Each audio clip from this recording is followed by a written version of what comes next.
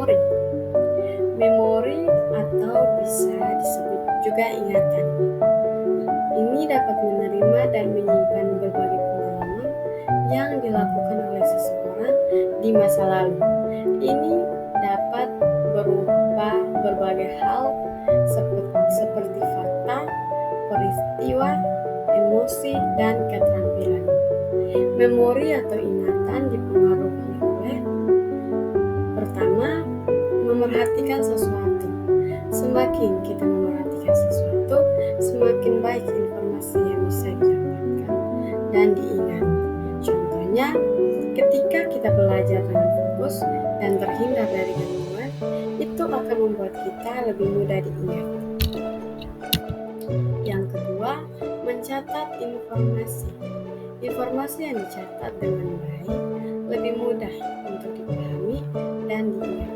Contohnya, ketika kita belajar, perlu kita mencatat hal-hal yang penting dengan struktur yang jelas agar memudahkan kita untuk mengingatnya dengan baik. Yang ketiga, emosi. Informasi yang terkait dengan emosi yang kuat, baik positif maupun negatif, cenderung lebih mudah diingat.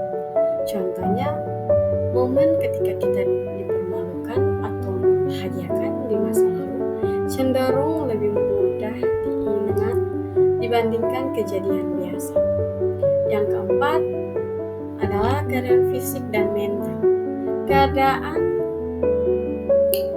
lelah, stres, atau kurang tidur dapat mengganggu kemampuan untuk fokus dan menyimpan informasi ke dalam memori.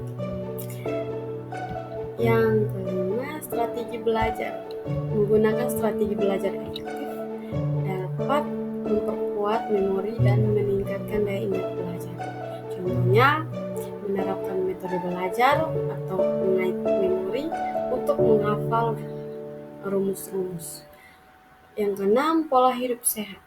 Menjaga pola makan sehat, berolahraga teratur, dan menghindari dari makanan tidak sehat dapat membantu menjaga kesehatan otak dan daya ingat. Contohnya, ketika kita mengonsumsi makanan sehat berprotein, itu bisa membantu meningkatkan fungsi memori kita. Kebiasaan tertentu seperti merokok atau beraktivitas fisik dapat berpengaruh negatif terhadap memori. Contohnya, membatasi konsumsi alkohol dan berhenti merokok dapat membantu menjaga daya ingat seseorang. Faktor usia. Seiring bertambahnya usia, fungsi memori secara alami akan sedikit berubah. Contohnya, ketika orang tua membutuhkan waktu lebih lama untuk belajar hal baru dibandingkan dengan orang muda. Gangguan kesehatan. Beberapa penyakit tertentu seperti demensia dan depresi dapat mengganggu fungsi memori. Contohnya, jika kita mengalami penurunan daya ingat, penting untuk kita segera berkonsultasi dengan dokter. Ingatan itu digolongkan menjadi dua, yaitu yang pertama, daya ingatan mekanis. Daya ingatan mekanis itu artinya kekuatan ingatan kita itu hanya untuk kesan-kesan yang diperoleh dari penginderaan. Daya ingatan logis. Daya ingatan logis itu artinya daya ingatan kita itu hanya untuk tanggapan-tanggapan yang mengandung pengertian. Dari sini kita juga harus tahu memahami bagaimana memori kita bekerja dan faktor-faktor yang memengaruhinya. Itu dapat membantu kita untuk yang pertama, meningkatkan kemampuan belajar kita dan mengingat. Yang kedua, menjaga kesehatan otak dan daya ingat kita. Yang ketiga, mencegah dan mengobati gangguan memori.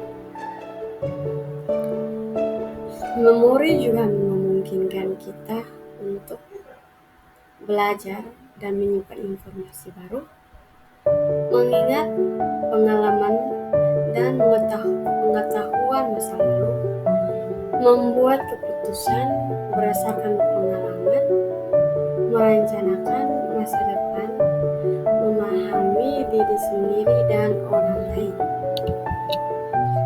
Dari sini saya mengambil kesimpulan bahwa memori atau ingatan adalah kemampuan manusia yang sangat-sangat penting untuk berbagai aspek kehidupan kita. Memori adalah sumber daya yang sangat berharga yang memungkinkan kita untuk menjalani kehidupan kita yang bermakna. Sekian materi singkat dari saya,